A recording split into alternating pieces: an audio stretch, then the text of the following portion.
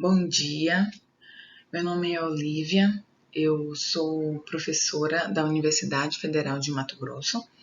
Estou aqui hoje para poder falar um pouco para vocês sobre o trabalho que estamos desenvolvendo sobre inibidores da fotossíntese no controle de plantas invasoras. Em primeiro lugar, eu gostaria de agradecer à Divisão de Produtos Naturais da SBQ, em nome do Arley, da Vanessa e do Thiago, pelo convite feito e a oportunidade de apresentar para todos um pouco do trabalho que estamos desenvolvendo aqui no estado do Mato Grosso. Bem, para que vocês conheçam a minha vida científica, como eu disse, meu nome é Olivia Moreira Sampaio. Eu sou graduada em Química, fiz mestrado em Analítica na USP, doutorado em Química Orgânica na UFSCar com ênfase em produtos naturais e inibidores da fotossíntese. Atualmente estou na Universidade Federal de Mato Grosso, onde eu desenvolvo pesquisa e atuo como professora do Departamento de Química. Na UFMT, eu sou participante de 3 programas de pós-graduação, o programa de pós-graduação em Química, Biologia Vegetal e a Rede Centro-Oeste. O nosso grupo de pesquisa desenvolve as atividades em 2 laboratórios, que é o Laboratório de Produtos Naturais e a Central de Análises do Laboratório de Produtos Naturais.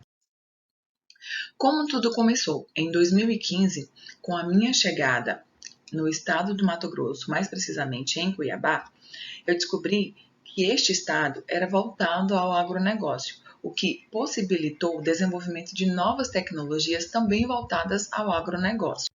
A nossa equipe da Central de Análises é composta por 5 professores pesquisadores e um técnico de laboratório.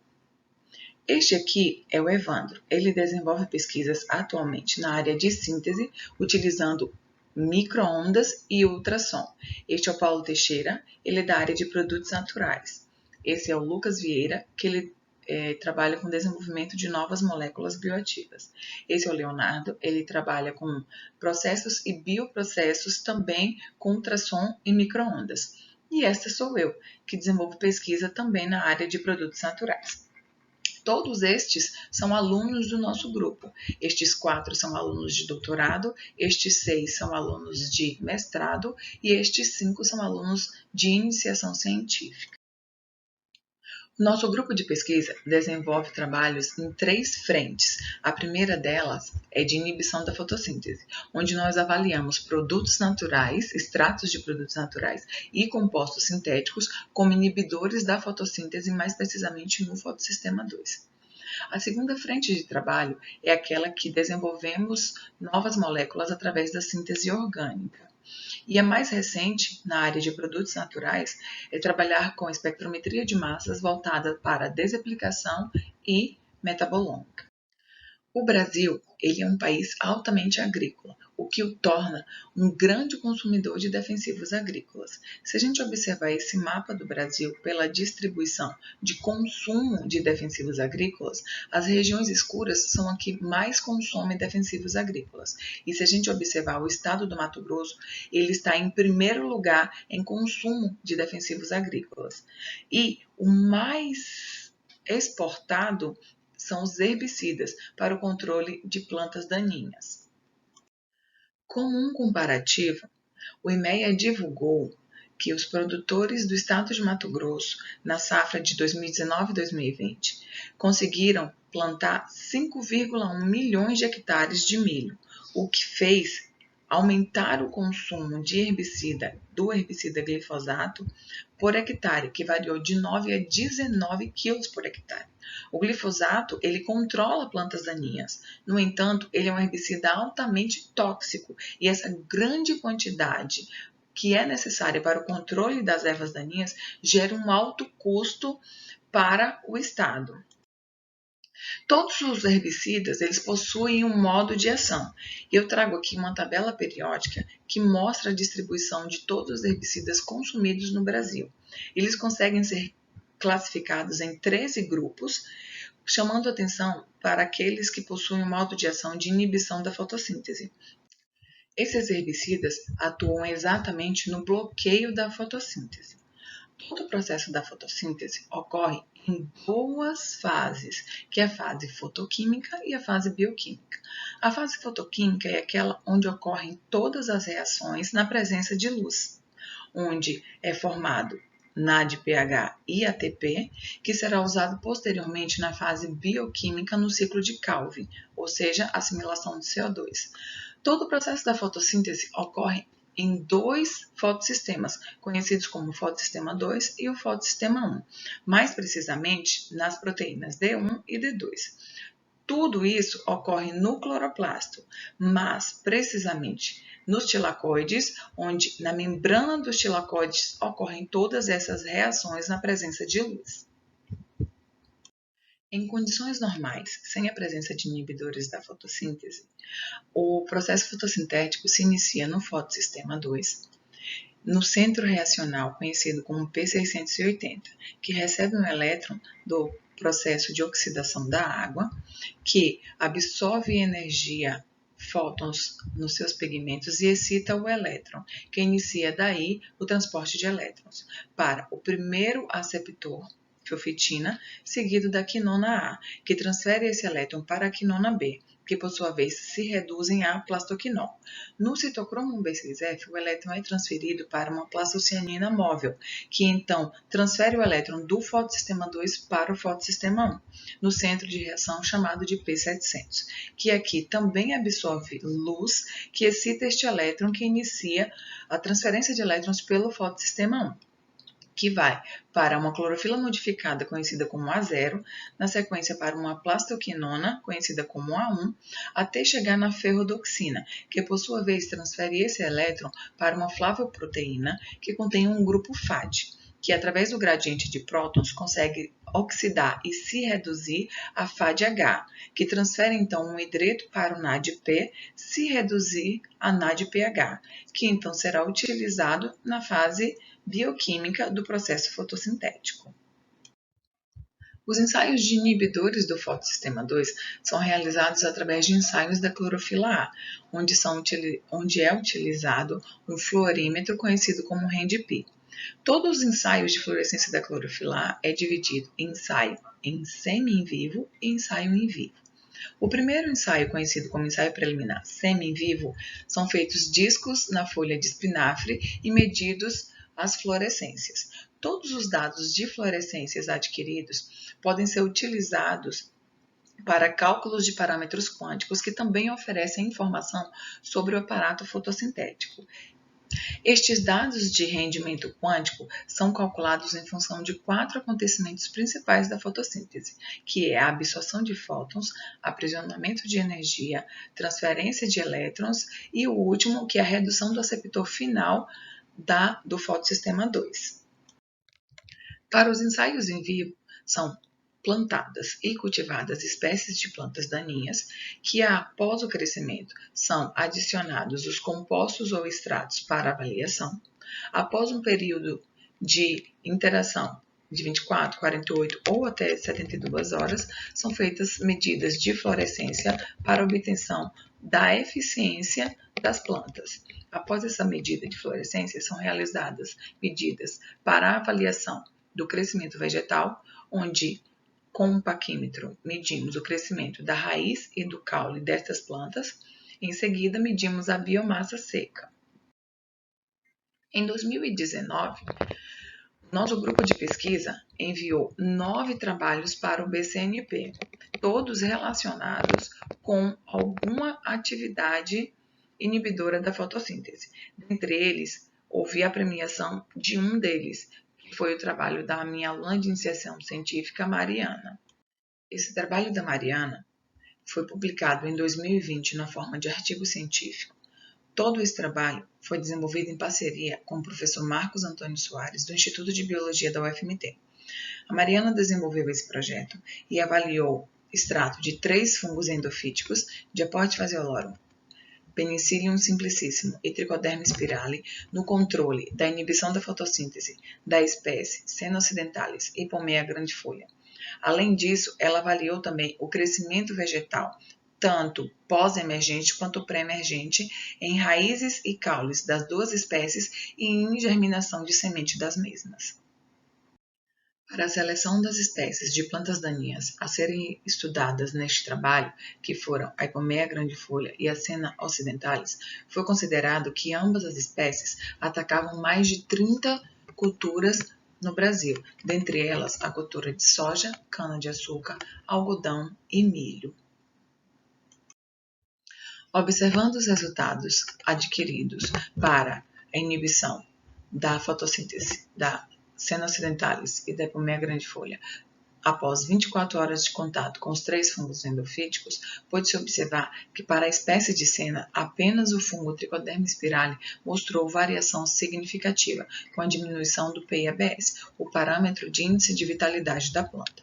Associado a este parâmetro, que reduziu 64%, foi verificado a diminuição do transporte de elétrons em 21%, o que indica que todo o fluxo de elétrons que ocorria durante o processo fotossintético foi bloqueado. E toda a energia que foi absorvida, ela foi dissipada na forma de calor ou transferida para uma outra molécula, como pôde-se observar com o aumento do parâmetro de dissipação de energia, que cresceu em 38%. Para a confirmação da localização exata do bloqueio do fluxo de elétrons, pode-se observar através dos parâmetros quânticos de redução do bloqueio de elétrons no fotossistema 2 e o parâmetro que indica o bloqueio de elétrons após o sítio da quinona A, que sofreram redução de 38% e 40%, o que indica basicamente que o Trichoderma spirale funcionou como inibidor do fotossistema 2, bloqueando a transferência de elétrons entre as quinonas. Para a espécie Ipomoea grandifolha, com o mesmo tempo de contato dos 3 fungos, foi observado que ambos apresentaram um efeito semelhante no controle da planta daninha, onde houve uma redução aproximada de 50% para os 3 fungos e uma redução do transporte de elétrons variando de 20 a 25 para as 3 espécies. Novamente, foi observado através do parâmetro de dissipação de calor, que aumentou entre 25% e 29%, que toda a energia que foi absorvida e aprisionada, ela foi dissipada na forma de energia, uma vez que a transferência de elétrons foi bloqueada. Para avaliar um segundo efeito causado pelos extratos dos fungos endofíticos, foram avaliados os mesmos como inibidores pós-emergentes e inibidores pré-emergentes.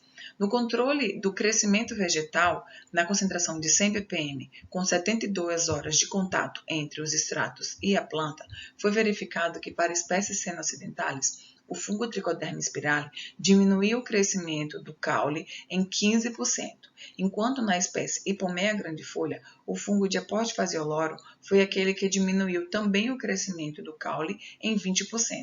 Esses resultados mostram a especificidade dos fungos, em que o Trichoderma spirale inibiu a Senna occidentalis, enquanto o Diaporte fascioloro a Ipomoea. Para a germinação das sementes, na concentração de 100 ppm, foi possível observar uma diminuição no crescimento da raiz e do caule para os 3 fungos endofíticos, onde, em média, de 10 a 16%, houve uma redução do crescimento do caule e das raízes foram observados nos resultados mais pronunciados, de 35% a 41%. Para a espécie Ipomoea grandifolha, o fungo Diaporte fasciolorum teve o seu destaque, inibindo tanto as raízes quanto o caule em 76% e 51% respectivamente, o que demonstra que estes 3 fungos apresentaram efeitos tanto de inibição da fotossíntese quanto de inibição do crescimento vegetal e ainda como pré-emergentes inibindo o crescimento, ou seja, a germinação das sementes. Um outro trabalho desenvolvido pelo nosso grupo foi realizado pela Júlia Wellen Ferreira Lacerda, em parceria com a professora Marciana Oliano. Neste trabalho, nós avaliamos 8 derivados de parabenzoquinonas como inibidores da fotossíntese. O planejamento desse trabalho foi baseado na estrutura dos compostos, uma vez que os mesmos oferecem estrutura semelhante ao da plasitoquinona, um dos compostos integrantes no processo de transferência de elétrons do fotossistema 2.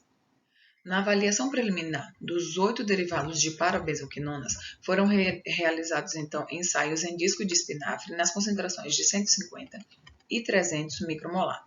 Após o ensaio realizado, verificou que apenas 3 dos compostos apresentaram algum tipo de variação na inibição da fotossíntese, onde, na concentração de 150, apenas o composto 6 não apresentou nenhum tipo de variação.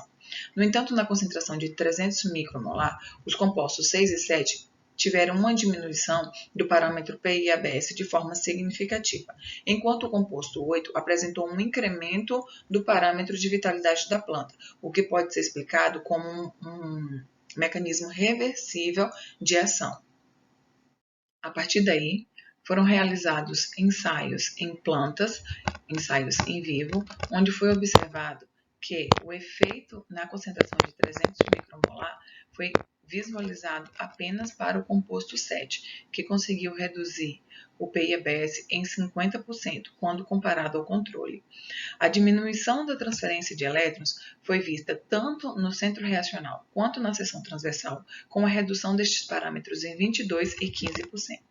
A redução destes parâmetros indica que, precisamente, a transferência de elétrons está sendo bloqueada no sítio do fotossistema 2, mais precisamente no pool das quinonas, o que pode ser confirmado com a diminuição dos parâmetros que indicam o bloqueio da transferência de elétrons após o sítio da quinona A e o rendimento quântico efetivo para o transporte de elétrons no fotossistema 2. A redução destes dois compostos em 17% e 20% confirmam, assim, que o sítio de ação deste composto atuou no bloqueio da transferência de elétrons entre as quinonas.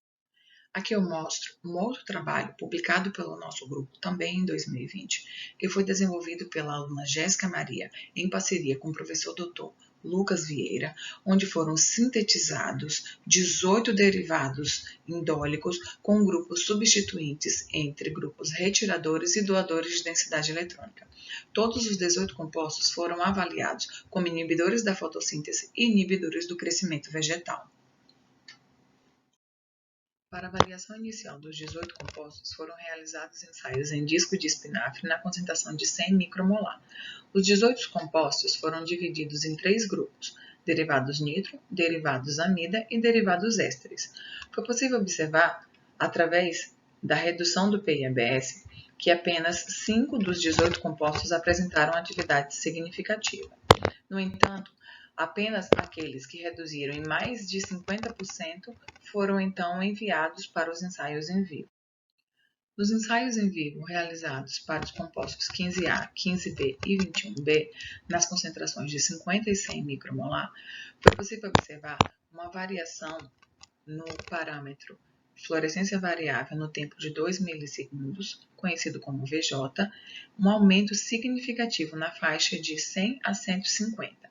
Isso indica que o efeito que foi observado na vitalidade da planta e a diminuição do transporte de elétrons foi exatamente o bloqueio ocorrido no pool das quinonas pelo tempo exato da fluorescência medida. Isso indica que ambos os compostos apresentaram efeito inibidor do transporte de elétrons. Na concentração inicial de 50 micromolar, não foi observada nenhuma variação para o composto 15A, mas para o composto 15B e 21B, nas duas concentrações, foram reduzidos o transporte de elétrons. Os ensaios em vivo foram realizados com 3 espécies de plantas daninhas: a Ipomoea grandifolha, a Senna alata e a Cinda rombifolha. Inicialmente foi cultivada em casa de vegetação essas 3 espécies e, após um período de contato dos compostos com as plantas, foram medidos então a sua atividade quanto à inibição da fotossíntese. Nas concentrações de 50 e 100 micromolar, nos tempos de 1 hora e 72 horas, para as 3 espécies de plantas daninhas, foi avaliado o comportamento dos compostos 15A, 15B e 21B. Na espécie Ipomoea, após 72 horas de contato, foi observado um efeito de inibição da fotossíntese pelo composto 15B e o composto 21B na concentração de 50 micromolar. Para a espécie Senna lata, após 72 horas de contato, também na concentração de 50 micromolar, foi observado um efeito para o composto 15A e o composto 15B. E por último, para a espécie de Sida rombifolha, após 1 hora de contato, foi observado que ambos os compostos, em todas as concentrações ensaiadas, apresentaram um efeito significativo. Isso indica que a redução deste parâmetro PI-ABS mostra que os compostos, de certa forma, bloquearam o transporte de elétrons, pois influenciaram na vitalidade das plantas avaliadas. Uma vez que descobrimos o sítio de ação dos compostos, que foi exatamente entre a redução da quinona A e da quinona B, iniciou aí uma ideia de avaliar como seria então a interação destes compostos com o sítio da proteína D1. A modelagem molecular foi realizada para verificar a interação de cada composto dentro do sítio ativo da proteína em estudo e, ao mesmo tempo, verificar a afinidade da ligação que existia entre os compostos ensaiados e o sítio ativo da proteína. Para o estudo da modelagem molecular, foi selecionada a enzima isolada do espinafre que recebe esse código.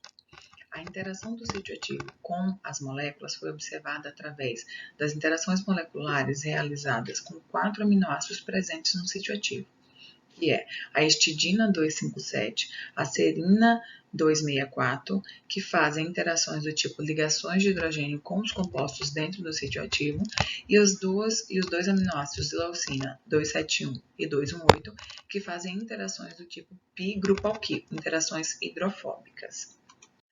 Na avaliação do composto 15A, que foi apresentado neste artigo, diante da interação, surgiu a ideia da síntese deste composto baseado em resultados anteriores, publicados em outro artigo, que mostrava este composto indólico atuando como inibidor da fotossíntese, dentro do sítio ativo da proteína.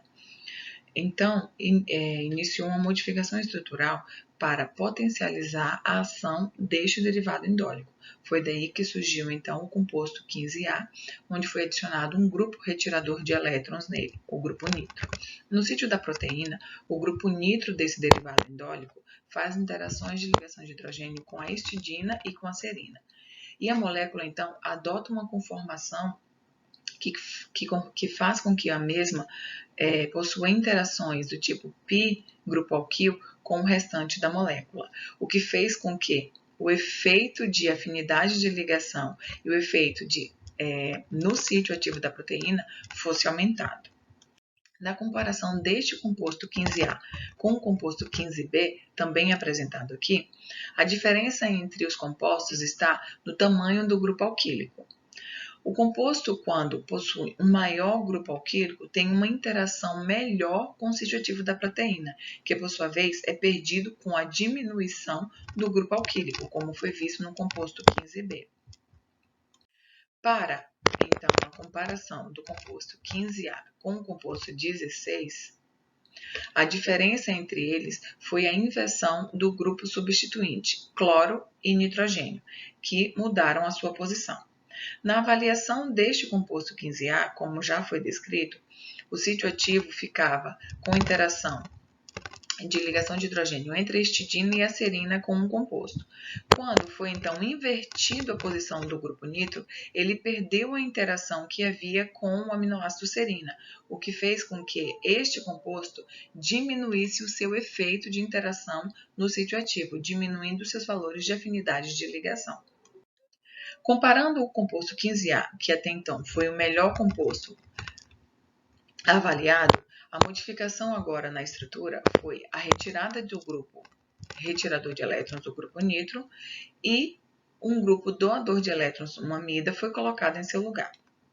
Observando o comportamento deste composto 16A, o grupo amida faz uma interação de hidrogênio com uma interação através de ligação de hidrogênio com a serina, o que faz com que este composto adote uma melhor conformação estrutural fora do sítio da proteína, o que fez com que este composto perdesse a sua atividade estrutural. Diante dos resultados expostos, o que o nosso grupo vem trazendo de diferente em termos de pesquisa é o estudo de novos compostos com atividade herbicida na inibição da fotossíntese e do crescimento vegetal.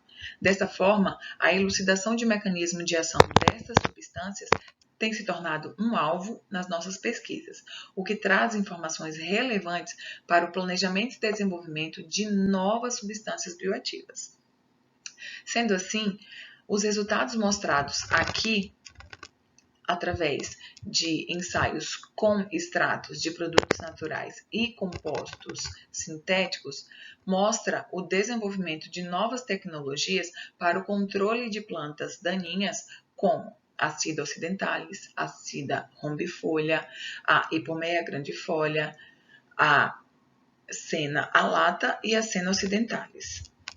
Esses nossos trabalhos receberam apoio financeiro das agências de fomento CNPq e FAPEMAT. Eu gostaria de agradecer também a CAPES pelas bolsas concedidas para os nossos alunos. Gostaria de agradecer também ao PPGQ, ao FMT e ao INAU, e em especial ao nosso grupo de pesquisa que tornou tudo isso possível. Mais uma vez, muito obrigada.